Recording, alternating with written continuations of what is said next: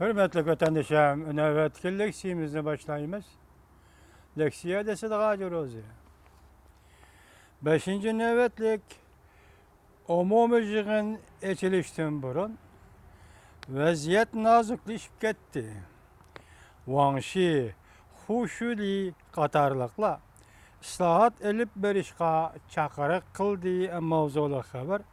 Onun ayının 17. günü Cungo'ga nazarı torbiyetede ilan kılındı. Bugün şu haberini aldığımız. Haber mındak başlandı. Cungo'da alakadar tarafla 10. ayının 12. günü haber tarqıtıp 10. ayının 26. 29. günü geçe 18. nöbetlik 5. umumi yığını çağırımız.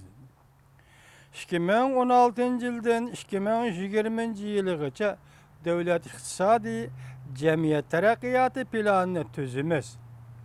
Yani 13. 5 yıllık plan dep ko'rsatgan. Alaqadar taraflar bu to'g'rida xabar qilib yana 13. 5 yıllık plan ikki yadroluk meseleni hal qiladi deyishdi. Masalan bu ikki yadroluk mesele iqtisodning davomli o'rilishini ve devletligiligidagi şirketlerini ıslah qilishni hal qiladi. Demek bunun içinde birinci yadroluk mesele iqtisodning davomli o'rilishini kapolatga qilish bo'lishi kerak. İkinci mesele devlet egiligidagi şirketlerini ıslah qilish meselesidir. 13. 5 yıllık plan doğrusu tashqarida fikir qilg'uchilar. Masalan, Jungo davlatining sirtida fikir qilg'uchilar allaqachon ag'dirilgan sobiq sovetlarning jandisiga varislik qilish. Dal mushundaq plan Jungo iqtisodining taraqqiyotini to'sayotgan plan deb hisobladi. 13.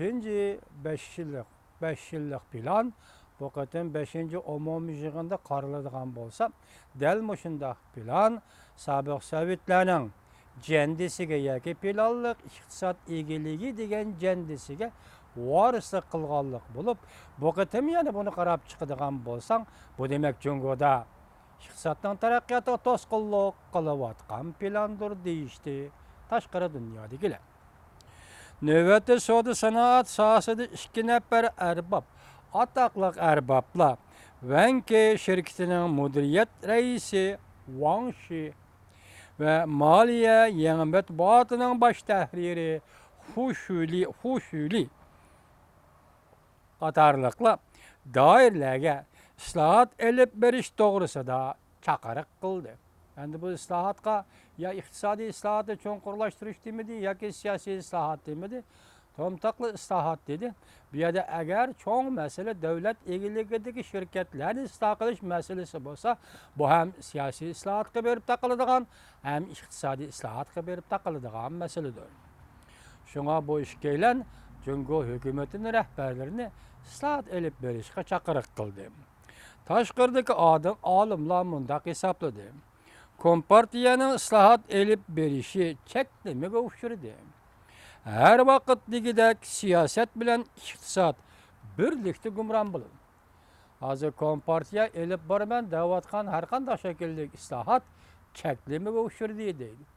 Aynı vakitte, müşündak vakitte her vakit digidek. Jungo'da islahat elip beriş bilen iktisat ve siyaset birdek gumran buluş tehdidi var ya ki gumran buludu deydi.